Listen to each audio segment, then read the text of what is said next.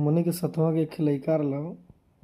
ओकरे पे इतना कर्जा रहला ना कि उ समझला कि एकदम डिप्रेशन में आ गल।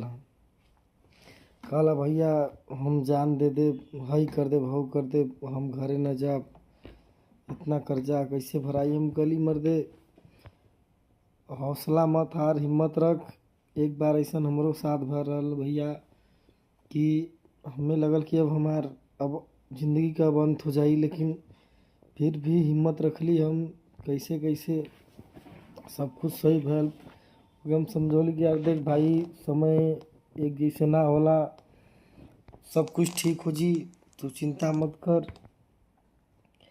समय है भाई, उतार चढ़ाव लगा रहला, जिंदगी है, यही का तो नाम जिंदगी। कभी कोई कर्जा में रही, कभी कर्जा से उबर जाई, कभी आगे बढ़ जाई, कभी पीछे रह जाई। जिंदगी में तो लगा रहला। बड़ा होकर समझौली हम, फिर बात तो जाके समझल। हम कहली यार जाए दे, चुपचाप तो अपन काम धंधा कर, कुछ न कुछ तो ओकर उपाय होबे करी। कर्जा है भाई तो भराबा करी, आज कर्जा है तो कल कर्जा उतरबे करी। कल अरे नहीं भैया, वहीं शादी उदी सब करे के बा, इतना कर्जा बा, भैया जब शादी हुई तो का हाल हुई।